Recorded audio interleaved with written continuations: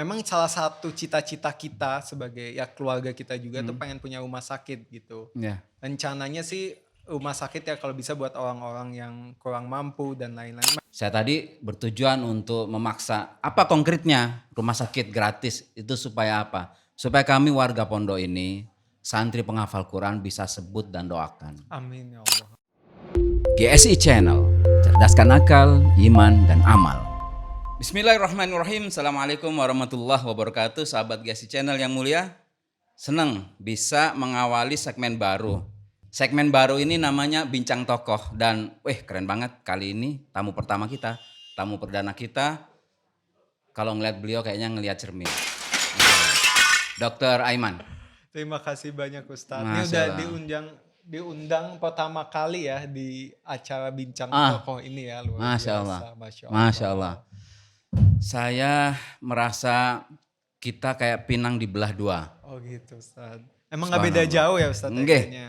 Mencelat jadi dua, yang satu ganteng, yang satu ganteng sekali. Oh ya Allah, Masya Allah Muhammad, ya Allah. Ketika pertama kali antum masuk ke pondok pesantren Tahfidzul Quran dan IT, kesan apa yang ada? Jadi sebelum datang nih sebetulnya kan udah pernah mendengar dari dokter Ririn lah mengenai pesantren ini. Awalnya konotasi saya soal pesantren ya kita tahu lah ya kan agama, belajar Al-Quran dan lain-lain. Tidak identik dengan namanya IT atau teknologi. Jadul, kuno, betul. kaku. Jadi semua pas dengar kata pesantren kayak mungkin pesantrennya kurang lebih sama lah kayak yang lain. Sampai dokter Erin kasih lihat video terus kayak anak-anaknya nyiptain ini Aiman, ada vending machine dan lain-lain kayak kok menarik banget gitu. Nih pesantren macam apa gitu. Kayak gak pernah lihat yang kayak gini kan gitu. Keren banget, luar biasa. Jadi memadupadankan agama dengan teknologi. Ya kita tahu kan semakin maju zaman ya umat Islam juga harus semakin maju kan. Setuju. Jadi harus menguasai yang namanya teknologi biar kita bisa bersaing kan secara globalisasi. Sepakat. Maka itu pas masuk di sini pertama kali datang saya lihat mungkin tampilan luarnya kayak pesantren pada umumnya ya. Ada masjid, ada lapangan bola dan lain-lain. Tapi tadi lihat ada satu area gedung yang ada bagian IT-nya, komputernya, terus kayak rakit macam-macam. Kayak di sini menurut saya seimbang antara agamanya dengan teknologinya. Yang menurut saya ini penting banget buat umat muslim sih sebetulnya ya, biar bisa bersaing sih. Karena kan kita tahu selama ini kan kalau di bidang teknologi kita tahu Apple dan lain-lain dikuasain sama Barat gitu. Betul. Kayak ada saatnya kita harus maju juga, kita bisa bersaing gitu. Ustaz. Dokter Aiman, kalau ngelihat dari fisiknya, antum tuh terlalu muda deh untuk jadi seorang dokter. Sebetulnya usia antum berapa? Usia saya sih sebenarnya 28 tahun ini. 28? Kita gak beda jauh kan ya Ustaz. Tapi ya? baby face banget gitu. Mungkin ya faktor jaga makan juga, olahraga juga, pakai skincare juga sih. Skincare. Jadi antum model kayak anak-anak muda sekarang facial apa gitu? Enggak facial sih, lebih kayak cuci muka dan lain-lain. Soalnya menurut saya pada dasarnya kan kita harus merawat tubuh kita kayak kita mandi dan lain-lain, termasuk juga wajah ya mungkin salah satu faktornya ada tuntutan pekerjaan juga harus depan dan kamera. Dan itu amanah yang besar dari Allah. Betul banget, kita harus jaga kan gitu, termasuk ya contoh sesimpel kita habis aktivitas kita bersihin muka atau pakai sunscreen gitu. Bahkan BMKG kan bilang untuk terhindar dari kanker dan lain-lain. Iya benar. Gitu. Apa namanya ultraviolet? Ultraviolet betul gitu. Sama ya pastinya gaya hidup sehat, olahraga teratur. Gitu.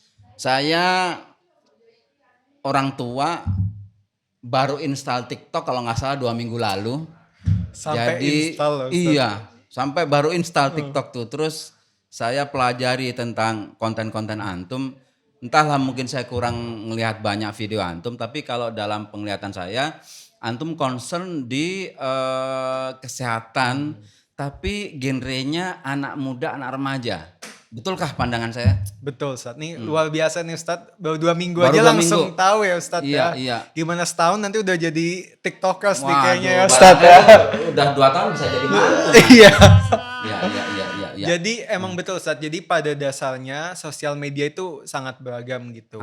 TikTok ini kan terbentuk sebenarnya sosial media yang paling baru dibandingkan yang lain.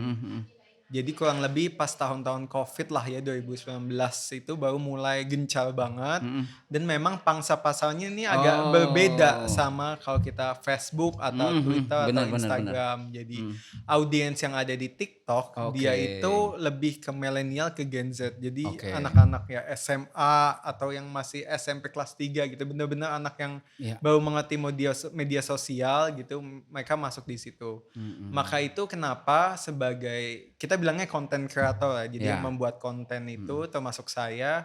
Kebetulan karena saya dokter, ya saya punya kompetensi untuk menyampaikan Iya. mengenai kedokteran. Mungkin Ustadz bisa soal IT atau Yes. apapun itu sesuai kompetensinya. Betul.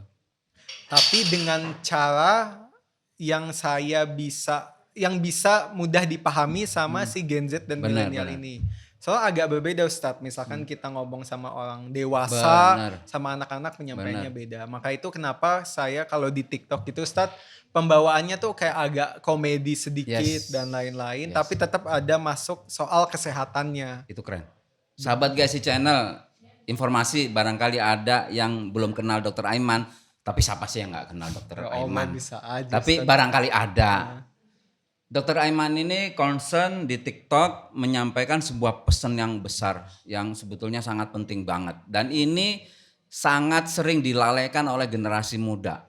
Gimana jaga kesehatan, gimana menjaga tubuh yang jadi amanah ini. Dan beliau ini benar-benar agen dari ya dunia medis yang bisa merengkuh dan menjangkau anak muda dan remaja.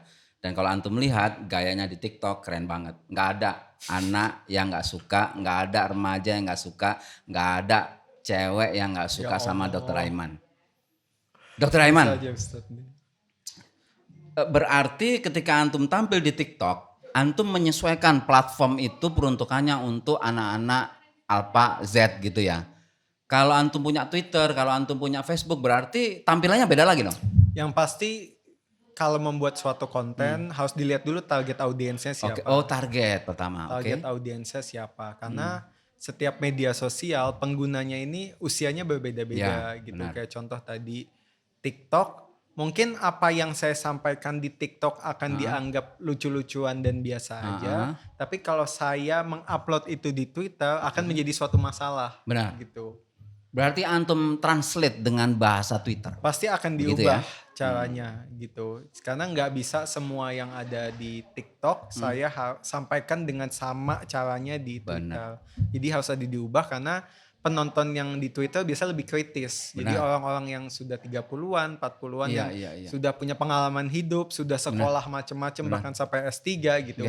Pasti cara pandangnya akan berbeda dengan apa yang ada di TikTok gitu. Makanya penting banget harus mempelajari media sosialnya yang pertama, kemudian target audiensnya. Keren. Makanya penting banget juga kita harus tahu cara komunikasi gitu. Mungkin keuntungan saya seorang dokter ya mau nggak mau dipaksakan untuk ketemu pasien yang beragam dari anak-anak, bayi sampai kakek nenek. Betul. Jadi saya terbiasa dengan situasi seperti itu, makanya untuk bisa mengubah style lah bahasanya di TikTok atau jadi di Twitter tuh akan lebih mudah gitu. Karena belum tentu Ustadz yang terkenal banget saya punya teman yang terkenal banget di Twitter, di TikTok itu followersnya sampai 3,5 juta.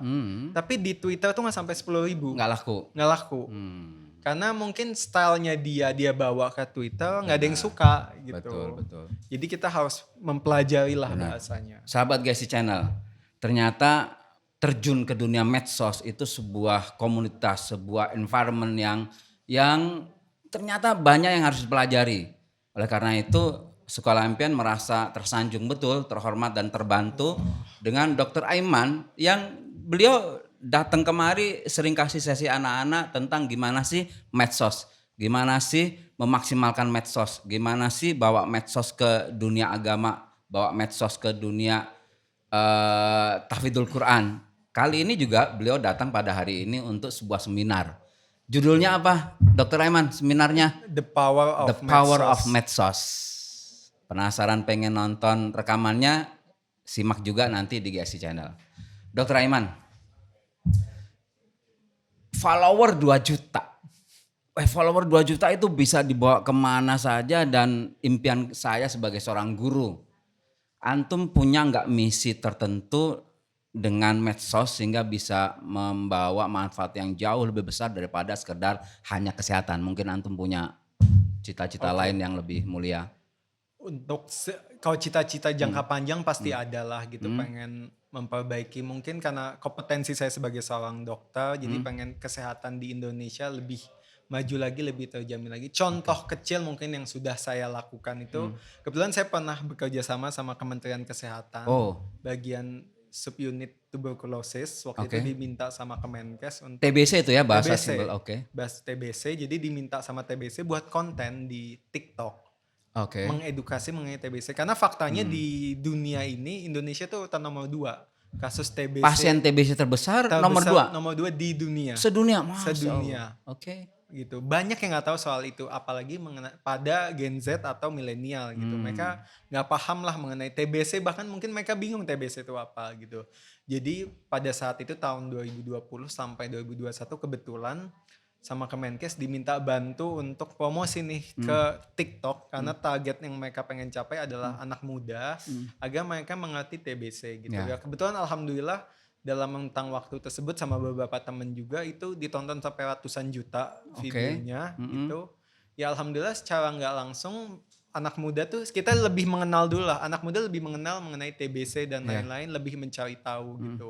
Yang pada akhirnya pas lagi saat COVID itu mungkin pemeriksaan TBC itu jadi rendah banget pada saat itu karena lagi ada COVID. Alhamdulillah di tahun depannya itu capaiannya jadi mulai naik lagi gitu. Jadi mungkin itu hal kecil power dari media sosial gitu di dunia kesehatan yang diharapkan bisa lebih, ya kita berharapnya kayak contoh kasus TBC bisa turun lah, jangan peringkat 2 lah gitu kan. Biar anak muda lebih aware, anak muda lebih paham mengenai TBC contoh kasus. Ini cita-cita idealisme. Idealisme. Sebuah pemikiran, sebuah falsafah hidup. Tapi saya mau antum katakan kepada saya cita-cita konkret. Bentuknya benda, mungkin bentuknya institusi, mungkin bentuknya apa. Oke, ya pastinya pengen punya rumah sakit ya. Pengen punya rumah sakit. Kebetulan banget emang keluarga saya pribadi, jadi keluarga saya emang ada yayasan juga, Oh, oke. punya sekolah untuk anak yatim juga gratis, Oh, kita oke. juga punya kebetulan. Dan kebetulan sekarang juga kita setiap hari punya satu tempat, setiap hari Jumat itu bikin acara kasih makan buat orang-orang yang jalan gitu di sekolah-sekolah juga gitu. Untuk sampai saat ini, tapi ini keluarga besar gitu, karena kan butuh biaya yang besar juga gitu. Memang salah satu cita-cita kita sebagai keluarga kita juga tuh pengen punya rumah sakit gitu.